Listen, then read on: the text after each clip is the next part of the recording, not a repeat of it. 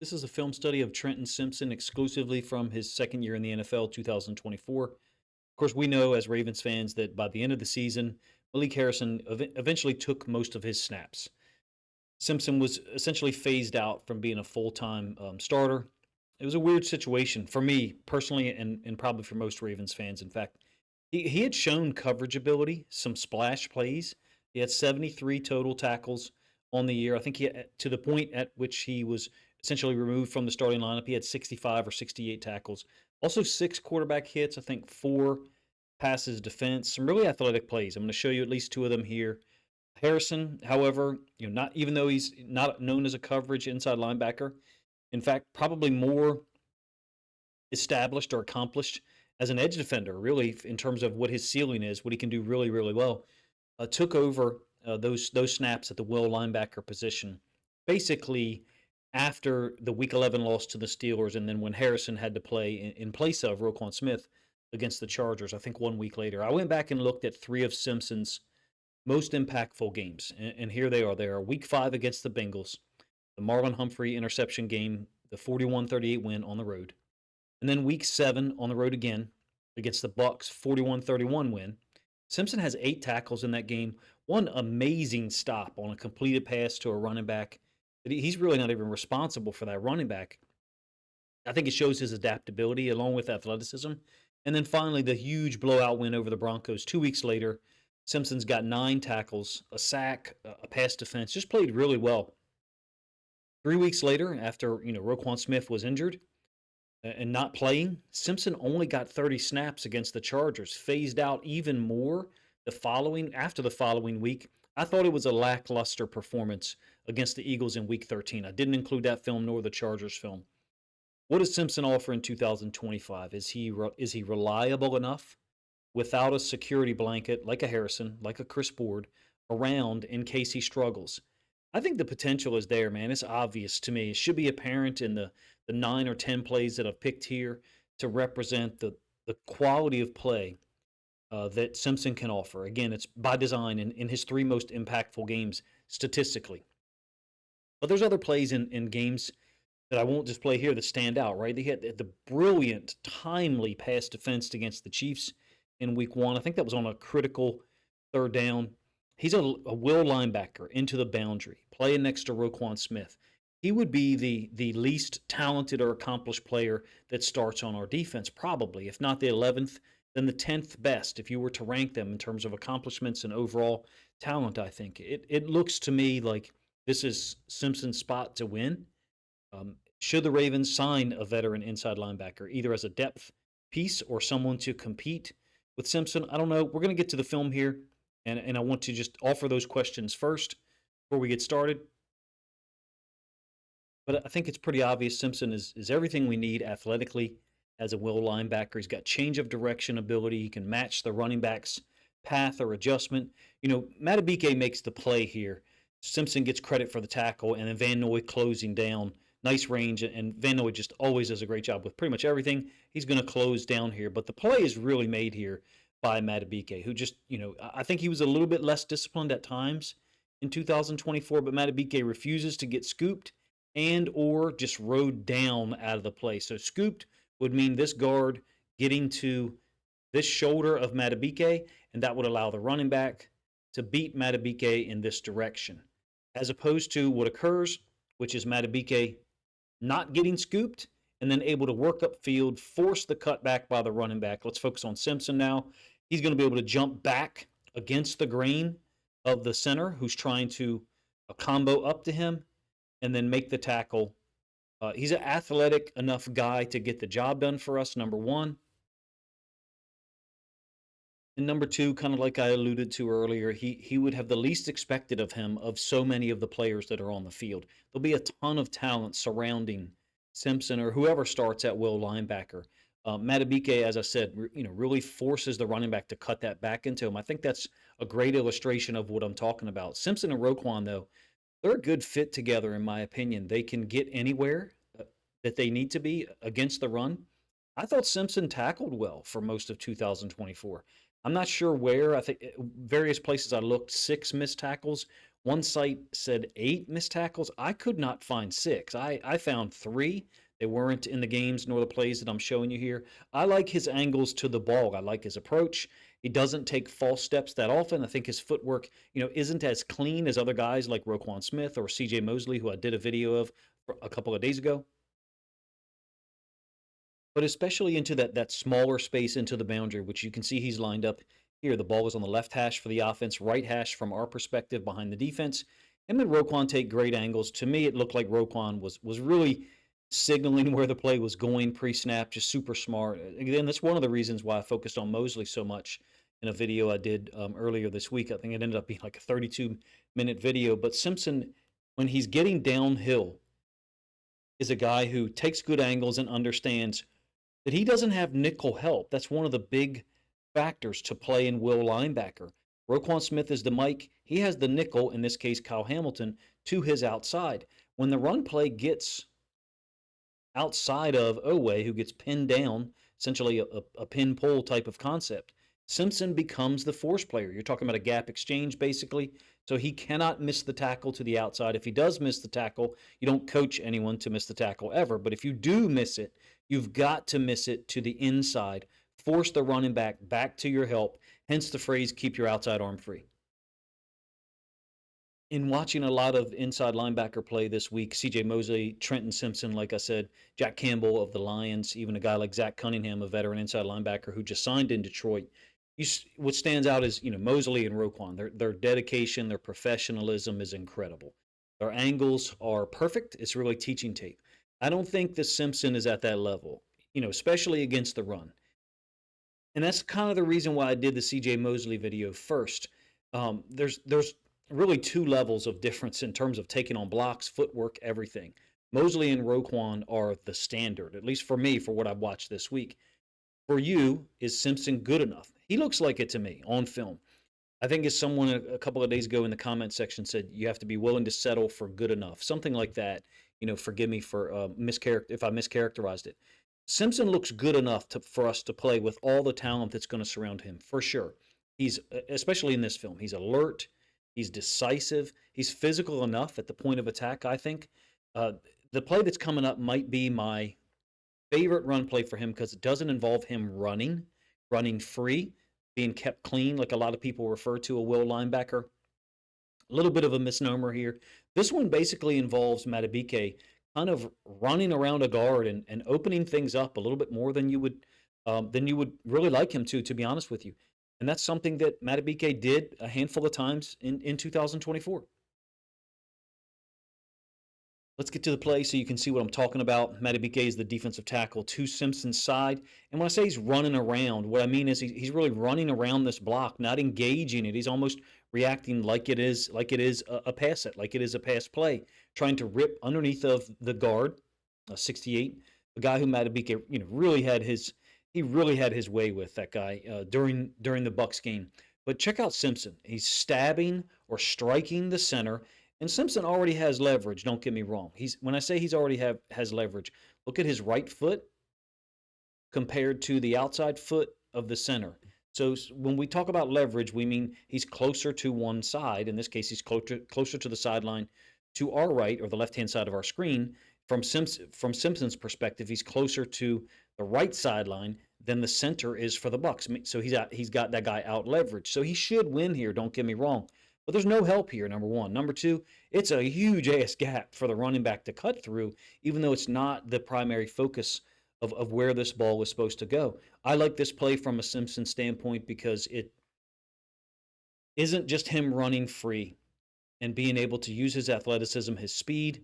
He does drop his hips a lot of times on his tackles, don't get me wrong. And I did a couple of times in 2024, and even watching this film, wonder if he would get called for a hip drop. It didn't occur. The refs in the NFL appeared to not really want to enforce that rule, but nonetheless, that does seem to be a characteristic of how he tackles. I will tell you one thing I noticed about watching this film of Simpson. 4 games. I did watch the Chargers game when Malik Harrison played his butt off in place of Roquan Smith. I like Simpson on the same side as Owe.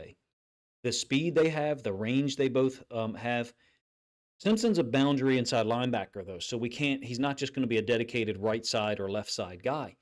Always seems to be a player who plays better from his right. And I don't know if that fits with all of his sacks. I've made my mind up sometime this weekend if I get a chance to go back and look at, all of his sacks the last 2 or 3 years and see how many occurred from the right side. There seems to be just a little bit more explosion from Owe, ability to adjust. There are certain players who play better on the right versus the left.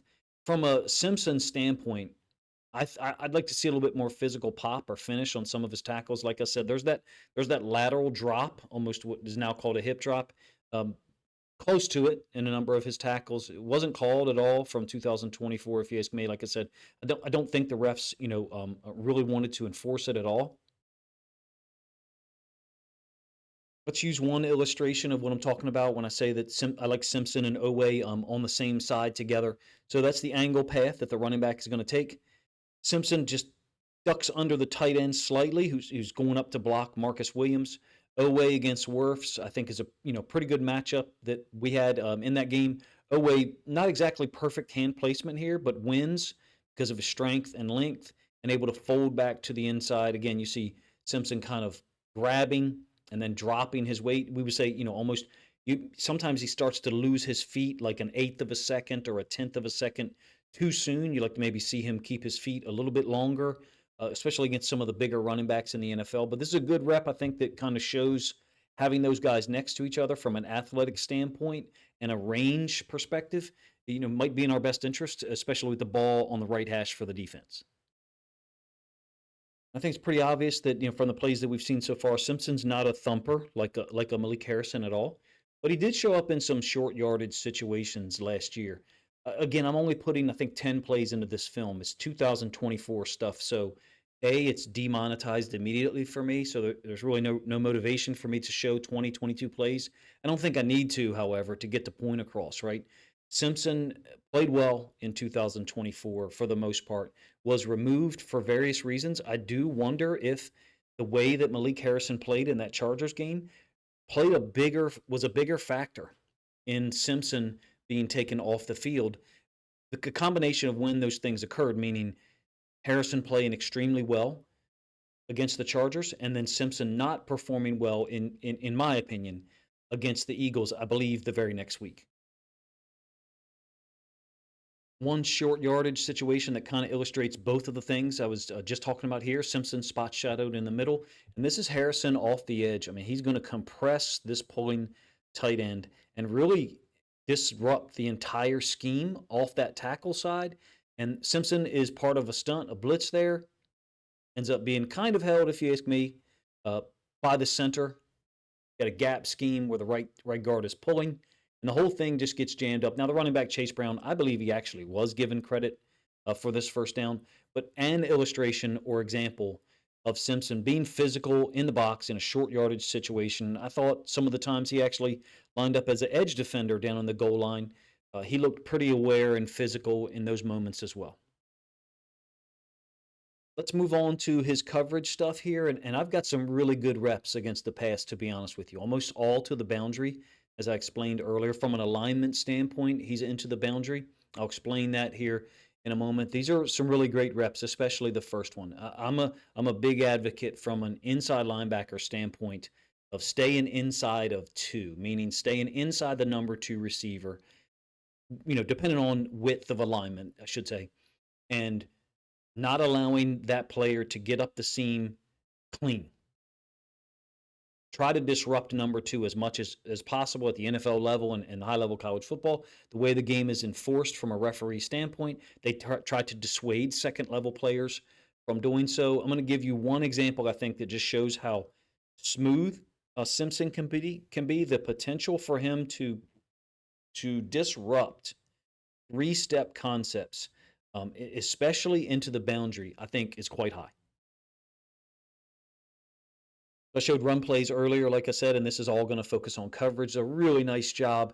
Let's just make sure that the establishing shot has been provided here by me. The yellow line there is the right hash where the ball is. Simpson is into the boundary, whereas Roquan Smith is to the field. The Mike linebacker is to the field. So here's the concept that we get. We get essentially a vertical seam by number two, the tight end, and then an in cut by Higgins, the number 1 receiver. You start counting from outside in. So this is number 1, and this is number 2. I like how Simpson reacts here. First of all, opening up his face mask to look at 2. Slow it down so you can see it there. And then allowing 2 to pass, but getting a little bit of a piece of him. And for those soft-ass people who say that you shouldn't touch people at 5, 6, or even 7 yards downfield, you can take that somewhere else. Like if you coach defensive football, if you have coached defensive football or ever played over there, you have to disrupt people at the second level. Otherwise, you get the type of stuff that occurred last year, early in the year, where we get free releases all the time. Even though this is very subtle, it is a slight disruption of number 2. I would say maybe not enough for me, but Simpson's general awareness level, understanding, okay, I can touch this guy, push him through, and then break on 1. If you're working on these types of things against teammates in the NFL, it'd be practice squad guys. You don't want to knock the snot out of them and disrupt them so much that the chance of injury is increased. What you do want to do is practice getting hands on people. That's really not enough for me. Having said that, it's a nice reaction by Simpson, number 1. Number 2, the NFL doesn't want you to blast number 2 out of here. And if you do so on this particular play right now, not all encompassing, but this particular snap, the one that I'm showing you, then you end up pushing yourself too far, and the in cut ends up being completed because you can't redirect to the ball. Simpson plays that damn near perfect, if you ask me, for how the NFL wants the game to be played. I think that one's just a very classy, responsible reaction to 2 going vertical into the boundary. I think he's very well trained even prior to arriving in the NFL. He pattern reads. Essentially, he reacts to routes, doesn't just see the quarterback. It depends on the coverage at times. Certain times you do want to stare at the quarterback the entirety of the play, but it seems to me as if Simpson was trained well on this at a young age. We refer to it as ping pong eyes, meaning seeing the receiver and then back to the quarterback, maybe even back to the receiver and quarterback a third, fourth time, however you want to count it. Like a game of ping pong where the ball is going from one side of the net to the other quickly. You've got to do so quickly as an inside linebacker. I think that this skill gets to his ceiling, whatever his ceiling is.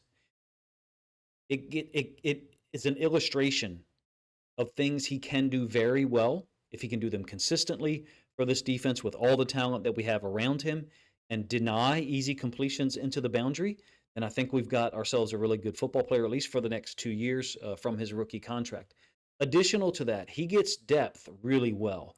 Whatever the depth is supposed to be for a zone concept or some of our match principles, he looks consistently deeper post snap than Roquan does. Let me show you 2 plays here to kind of illustrate that point.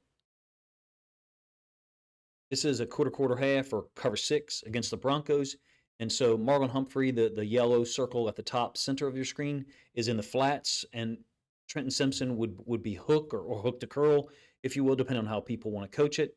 So you've got the quarter side, these 2 here, and then the half defender, I'm not sure if you guys can see that, is Marcus Williams up at the top side of the screen. Simpson, again, is eyeing 2 inside out. You can see he's got a little bit more depth than Roquan. Roquan's more flat, tends to have his eyes towards the quarterback. And in this case, Roquan later looks underneath because he's looking for another underneath route. Simpson, since 2 released so wide, he's not going to expand too much and get out of his zone because then that could possibly open up an area between him and Roquan. So he expands and then looks for work underneath. In this case, it's a 2nd and 7. Short completion underneath. I think it's to Humphrey. Quarter half, cover 6 with a 4-man rush. We're not able to get much pressure on Bo Nix here. This is one of the plays where I thought that, on first look, I thought maybe we were kind of intentionally slow playing things. Not the case on second look. Guys are definitely trying to get to the quarterback, particularly Matabike on a stunt along with Van Noy. Another example here of the concept I'm talking about of him getting really nice depth. Now, this is cover 3. It's a drop version of cover 3. So OA is kind of orange spot shadow, brown up at the top inside the screen. Essentially, he's switching responsibilities with Hamilton to the field as the nickel. Hamilton's blitzing. And so what that does is it pushes Trenton Simpson into that hook to curl drop area since OA has curl flat in what I think just basically becomes a somewhat sloppy version of a cover three. Oweh really matches this route and takes it over. Look at the depth that Simpson gets. I'm comfortable teaching 10 or 12 yards in depth in cover three. I know some guys who vehemently disagree with that, and they don't want their inside linebackers playing that far. In fact, I think Simpson probably is a yard or a yard and a half too deep here since the ball is on the 30-yard line.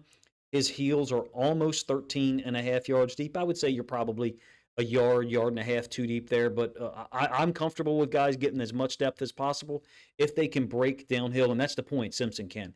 He's got nice timing after getting his depth, number one. Number two, you see another example of him looking for work. Eyes to the outside. Now eyes check inside. You can kind of see his face mask here. The quality of this video is probably 720, so forgive me if you're really not seeing it, but check his eyes out. Hopefully you're able to pick that up. Busy eyes, again, we call it ping pong eyes, and then let's compare it to Roquan. Roquan opens up because he's pushing to a coverage area to the field. So he's opening up on two. This is two. And Roquan is definitely eyeing that first. But once he gets to his drop, he's less active with his eyes. If you ask me, 1, 2, 3 for Simpson, and I only counted 1 for Roquan. The point of all that, and me creating a discussion point there, is I like his depth, I like his athleticism, being able to break downhill on stuff, number one, or number two. And then finally, third point, his eyes allow him to identify routes sooner than other guys who stare at the quarterback the whole time. Like I said, I know some guys personally who would not want their inside linebackers to that depth. For me, 10 to 11 is where it's at. We usually teach 10 to 12, and you usually get 8 to 10. Anything closer at the NFL level than 8, though, and you're leaving a huge amount of space between the inside linebacker level, the second level, and the DBs that are in deep thirds. I'm talking about cover three here. It kind of also applies to quarter, half, meaning if your inside linebackers are too shallow, you're leaving a lot of room for what is now referred to as those layered throws over the top of the second level in front of the safeties, the DBs, the corners. So having said all of that, I like Simpson's depth. I like his activity with his eyes, his ability to break downhill on stuff. I think he only had 4 PDs in 2024. To me, to use a baseball analogy here, which I try to avoid, I don't really enjoy baseball that much anymore because I played too much of it growing up and really got tired of the game. But I think he's a guy who, from a coverage standpoint, is going to hit a lot of singles and doubles. And then occasionally you get the home runs, the pass defense against Mahomes and those guys in week 1. That really nice break on the ball that I just showed you against the Broncos. I think he's maybe a yard, yard and a half too deep. That could also be an indication that the quarterback just had too much damn time to throw the football, to be honest with you. But in any case, those 2 reps, I think, illustrate that he gets depth, a little bit more depth than Roquan, and maybe also a little bit more active with his eyes, with his head, his face mask, turning and looking to identify routes. So the last piece that I want to talk about is his adaptability. And it's kind of like the athleticism that really almost can't be taught. First, the coverage play. I think this is a zone blitz, a 3 deep, 3 under. Kyle Hamilton with the yellow arrow emanating from his alignment is going to be on a blitz. It's a 5-man rush, leaving only 6 defenders. And I think that you end up with a 3 deep, 3 under zone blitz coverage. This is the routes that you get from the top side of the screen. The outside receiver is going to run, basically an underneath drag where he's going to sit on the hash or the hook area underneath. And I think he's trying to pull Simpson up. So because of the depth that Simpson generally gets, this route here we would say is bait. They're trying to get you to come forward sooner than you really should. And then what that would do theoretically is open up this route over the top of you. Conceptually very similar to what I described earlier. If your drops are too shallow at inside linebacker, you open up depth, you open up space between you and the second level. Now I'm drawing that pre-snap before the play has begun, but the same amount of space available to the quarterback post-snap could allow too many completions over the second level, and that did occur in 2024, particularly early in the year. Now let's get to this play. Simpson essentially locks up on this receiver running the underneath and then sitting it in the hook area. Baker Mayfield makes a badass play here. I think that's Eddie Jackson coming up to try to get to the quarterback, so he kind of vacates the flat area. But the reality is the running back finding space against a three deep, three under. I think that's one of the fundamental weaknesses of it. If you don't get to the quarterback with that 5-man rush, the running back becomes unaccounted for in some ways because we're trying to match two. Well, watch what Simpson does, man. He's first of all, like I said, if you lost track of him or I haven't talked about him enough on this play, he's essentially locking up on the receiver here, and Baker Mayfield gets the ball to the running back, and Simpson's already seeing this, guys. That's the thing that it's not just that he makes the tackle. I think he already sees it before the ball is even thrown. He's already breaking on the running back. So I'm going to use another analogy here, and it's a basketball one. Some guys are really good in the half court. Some teams are really good in the half court. They've got a great coach. They run a great offensive system, half court offense with set plays. And so they're able to get things accomplished. Other guys are really great when the game is frenetic. They play at a fast pace. Now, where I grew up, the style of basketball that was generally played, we had to adapt on the fly. You had to play offense and defense immediately. That's just the way our coaches wanted you to play, whether it was youth league, high school, whatever. For me, and that play wasn't man coverage, all right? That was a three deep, three under, essentially zone, and Simpson ends up matching the receiver in that hook area to his side. Simpson, to go with my basketball analogy, is a guy who can do both. He's a guy who can play the zone in a disciplined manner and find work, look for work, read routes, and react like the previous two plays I showed you before this one against the Bucs. But in an unsettled situation, like, it's a great play by Baker Mayfield to escape pressure, find the running back. In those unsettled moments, Trenton Simpson can react and go find the football. He did it against the Chiefs in week 1 with the pass defense. He did it here with a tackle. Look, the running back got the first down, right? So, and again, as I explained, I believe it's a weakness of the zone blitz. A late weakness, though, that if the quarterback can get the ball to the running back late, after the defense has already gotten depth and matched two, then you're talking about a lot of space to the running back. But the point is, the quarterback's got to have time to get that done. Simpson adjusted here, made the tackle to avoid, a bigger play to the running back. It was a violent tackle. I think Irvin maybe hurt his ankle on it or something like that. That's not the point of the discussion here. The point is Simpson is a guy who can play in the half court, and he can play when the game becomes fast break, when the game becomes unsettled and something that's unscripted by his coaches. Really nice play here against the Bengals in coverage into the boundary. From a coverage standpoint. So I know the ball's in the middle of the field. That's the route combination that you're going to get. But just to reiterate, the ball is obviously in the middle of the field. But when I say he's into the boundary, still, the nickel defender is up here. It's Kyle Hamilton. So even though the ball is in the middle of the field, from a coverage standpoint, what's being asked of him, he is without the nickel defender to his side, whereas Roquan Smith has the nickel defender to his side. And how that impacts things is this route by Jamar Chase, essentially he goes and hangs out in the flats, would be matched by the nickel defender if it was to the field, meaning Kyle Hamilton. Kyle Hamilton is not there to Trenton Simpson's side, so he hangs out above the route. And so what I mean is he doesn't close this space so much, such that maybe this guy can turn this route upfield and the quarterback can throw it over the top.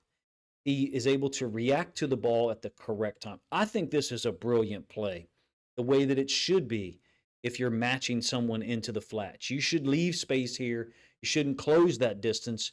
Yes, I know some people would say, well, Coach, you want to leave the guy open. What you want to do is elicit the throw and break down on it such that you can get there and break up the play, a pass defensed. You don't want to be too tight to it in the flats because in a zone defense, in the flats, someone else is matching the vertical. So if you end up too tight here, you leave all this space between the flats and the deep third defender, in this case, really ends up looking like a cover 3, that player, in this case Jamar Chase, could run onto. I think this is a brilliant example of his ability to play zone defense, but play it well. Stay on top of the route that's in the flats.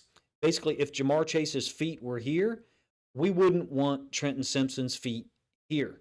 in a cover three. We will want Trenton Simpson's feet in this area here. Somewhere in this area of space, you want to leave enough of a lag room such that the quarterback can throw it, you can break on it, and knock the shit out of the guy, in this case, their best player, who's hanging out in the flats. One more situation I think that illustrates how Simpson can play in unsettled moments against athletic quarterbacks. In fact, in this case, Bo Nix lined up as an edge defender, kind of hanging out. You've got some disruption of the mesh concept by you guessed it, Malik Harrison, meaning getting hands on one route and really disrupting two underneath drags or underneath drag and then a sit route. Simpson adjusts or sees Bo Nix try to escape. Nix, very athletic quarterback, broke a lot of tackles in 2024. Not this one. Simpson sees it. I think this speaks back to that basketball comparison. He can play when there's a turnover and the other team is going downfield to try to get a layup. Or if a teammate gets a steal, he can go finish on a 3-on-2 fast break. I don't know if you can tell or not, but I'm rooting for Trenton Simpson to get opportunities. I should say I'm rooting for him to take advantage of opportunities in 2025. And I think those opportunities will be there, whether the Ravens do bring in a veteran inside linebacker or not. Why do I like him so much, even though there were some well-documented issues last year? Some of these moments that I've shown you here, he's pre-trained or pre-installed. The pass drops, his ability to find work, to look around, get great depth, and come downhill with great timing.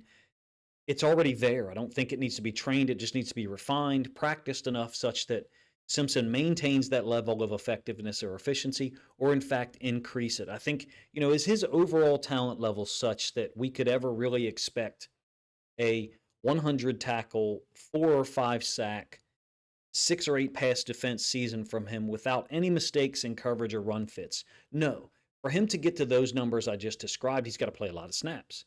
And I think if Trenton Simpson does play 50, 55 snaps a game in 2025, you will get some mistakes, whether they're in coverage, whether they're run fits. Nonetheless, I'm rooting for him to take advantage of the opportunity. I think this film reflects well in a lot of ways. You're more than welcome to let me know if you disagree. I did, quote, cherry pick which plays to show here, but I wanted to make it a representative sample. Hopefully, you trust me enough for me to have done that in an honest manner. Having said all of that, the potential is there, the physical tools, the awareness, the technique from a pass drop standpoint, the tackling ability. I do still hope the Ravens pick up a veteran inside linebacker to be a stable presence / another option at will. I don't think Teddy Buchanan is that guy. I couldn't argue if the Ravens went out and picked up a veteran inside linebacker. I mentioned Zach Cunningham earlier because he was a formerly really high-level guy, a little bit older at this point, played really well for the Eagles in 2023. He just signed with the Detroit Lions. So I mentioned him because he's a guy who played some Mike in his career earlier and then played some Will with the Eagles in 2023. Oh, by the way, if you go back and look at their stats from 2023 when Philly's defense, fell apart late in the year, Zach Cunningham was playing really well, got injured, didn't play for the most part in 4 consecutive games when the Eagles' defense really fell apart. Am I saying that's the only reason why that happened? No, but it's an interesting dynamic nonetheless. He's a guy, maybe not that specific player, but someone with experience at Mike and Will. From a veteran standpoint, I think the Ravens should look at signing. In the event that Roquan Smith was to go down, we could slide that player, whoever it was, not just C.J. Mosley, over to the Mike linebacker spot and Trenton Simpson at the will. The reality is, however, whoever the Ravens do sign, if they get a veteran inside linebacker, it's got to be somebody who can play special teams, right? We're not going to have Roquan on special teams. We're not going to have Trenton Simpson there. We'd have to assume that Teddy Buchanan, will be that guy. In any case, this is my film study video of Trenton Simpson, a guy that I'm rooting for, number one, to get opportunities in 2025 and take advantage of them. This was an attempted, very serious look by me to provide some film of Simpson, what he does well beyond just the athleticism, the quickness, and the burst to the football. I think I mentioned some very specific techniques / skills that he already has in his toolbox. You're more than welcome to let me know if you think I left some some elements or aspects to his game out that are negatives. That was kind of intentional. This was designed to show what I think he does extremely well. Probably went on a little bit too long. Forgive me for that. If you enjoyed the video, please let me know in the comment section. Number one. Number two, if you think other Ravens fans would appreciate this look at Trenton Simpson's play from 2024, pretty much, before he was removed from the starting lineup in favor of Malik Harrison. Think other Ravens fans will enjoy this one? Please consider grabbing a link to this video, sharing it out on social media to help this content get more reach.